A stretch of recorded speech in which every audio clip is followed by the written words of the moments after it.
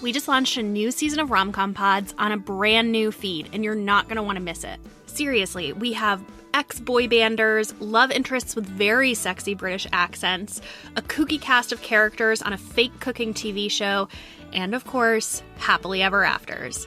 Listeners are saying it's our best season yet. We're going to give you a sneak preview here, but if you want to listen to the whole episode, head over to our new feed.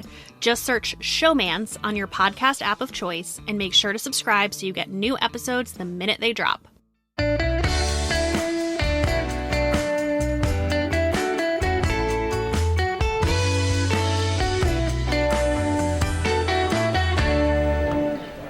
Places, everybody. Okay, people. First positions, please. Are we ready to go? Ready. Quiet on the set. Cameras rolling. In 3, 2, 1. Welcome back to Pop Cuisine. I'm your host, American singer, animal activist, and cosmonaut, Lance Bass. And it's breakfast week. Let's check in with our chefs. Well, folks, I think we can all agree Edna is a woman who knows her way around a sausage. That's what my late husband always said, Lance. My andouille bread pudding was his absolute favorite. See, I'm a bacon and eggs man myself. Well, Edna, you've become quite a fan favorite this season. Everyone is totally in sync with Edna, according to the hashtag. What are you cooking for us today with the big championship on the line? Oh, I'm making a savory sausage strata.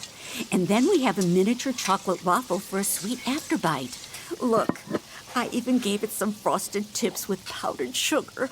Oh, frosted tips are never a good idea. Take it from a survivor.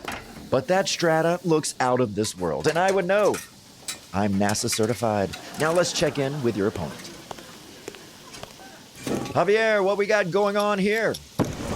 Are you charring a zucchini with a blowtorch? All right, just don't get that thing too close to my zucchini. My husband would be very upset.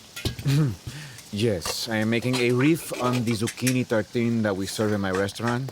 Did you know we have 2 Michelin stars?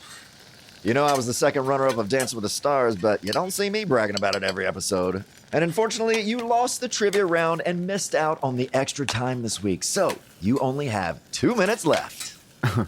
I'm used to working in a professional kitchen. I feed 80 people a night. There's a 15-month wait list for a reservation, and everything must be perfect. The time will be no problem. What? No, pero that's not fair.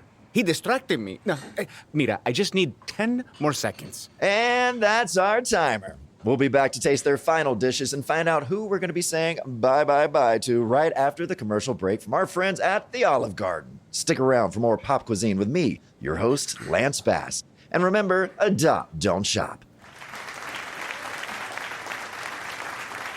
Cut. Reset for judging. Ugh, I gotta talk to the writers about these jokes.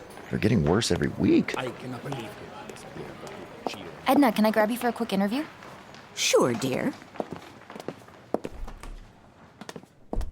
So, how are you feeling? Quite a rivalry between you and Javier this season. Oh, I'm feeling fine, dear. Thank you for asking. Edna, if you could just talk to the camera, not me. Just pretend I'm not here. Sorry. I keep forgetting. Javier's vile trash talk doesn't bother me one bit. That man is a piece of you-know-what. I'd slap him, but shit splatters. Oh, pardon my language. And our prize this season is $100,000 of startup capital for you to open your own pop-up restaurant concept. What will you do with the money if you win? If I win the money, I'm going to open up my own bakery. I'll call it Edna's Edibles. It's been a dream of mine ever since I was a girl, and I figure I better get going since I only have a few years left. Despite her terribly named bakery idea, I'm rooting for Edna. You'd think after 72 episodes that I wouldn't really care who won, but that's not true. If anything, it's made me more passionate. I hate the people that come in here with their trendy food and overly complicated techniques. Give me the Ednas of the world any day of the week.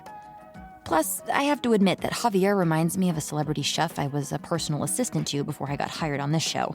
He was always asking me to take things out of his apron pockets for him while he was wearing it. Great food, awful person. I may still be holding a teeny tiny grudge. Hey, Casey, when we wrap, can you drop today's shot footage over to Mark before you head home? Oh, God, I don't know. He's really got a stick up his ass about this episode, apparently. Sure, no problem. Thanks. You're so good at handling him. Yeah.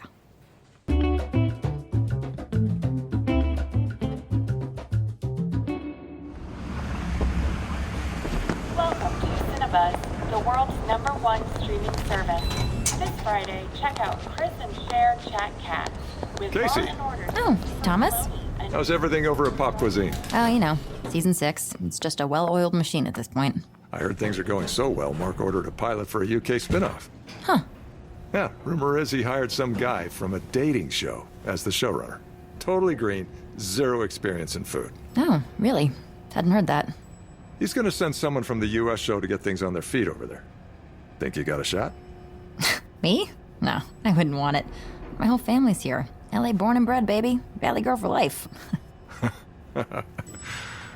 Well, this is me. Yikes. Got called in to see Mark. That's never good. Well, good luck. Mark Sampson's office, please hold. Hi, I have today's production report for Mr. Sampson. Yeah, he's expecting you. You can go in. Thanks, Trevor. I'm sorry, he's not available. I'll have him return. Oh, hello, Casey. Did you bring today's... Well, you look stunning. I brought you the report. Did you actually want it? No, I just wanted to see you. We need to be more careful. You shouldn't have asked for me. But then what if they sent Elliot? First of all, I hate Elliot. And second of all, he'd probably be wearing something far less sexy than that blouse. Come here, I think there are a few too many buttons done. Let me help you out of that. I mean, help you out with that. Stop it. Also, little birdie told me it's your birthday this week. Oh? How'd you find that out? Well, Trevor is very good at his job. Does he know? No, of course not. No one knows. Relax, babe. So, I was thinking, what about a fancy dinner? Just the two of us to celebrate? What do you say? I say absolutely. Trevor, make a reservation at Bestia. Saturday, 8 o'clock. I know. Dating your boss isn't a great look. Well, technically he's my boss's boss, and trust me, this wasn't my plan. It just sort of happened.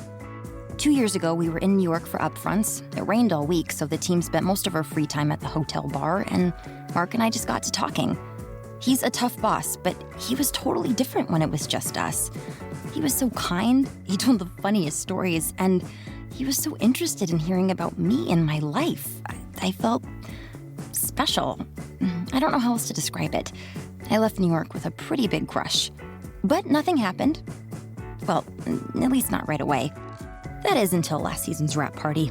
The Rocks Tequila brand was the title sponsor for season 5, so it was flowing. And after too many shots, the magnetic pull between us was impossible to ignore. And then we just never stopped. Cinnabuzz has a very strict policy on relationships with subordinates, so we've kept things under wraps. We've taken the occasional weekend trip to Coronado or Pismo Beach and spent plenty of time at my apartment, but we've never gone out on a real date in LA before. I have a giddy feeling in my stomach. This is a turning point. I can feel it. You're all set, Mr. Sampson. Now let me take a look at those buttons.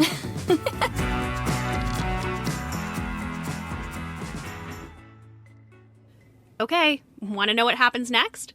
Head over to our brand new feed to get the rest of the episode.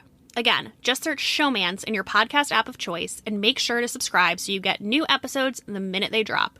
See you there.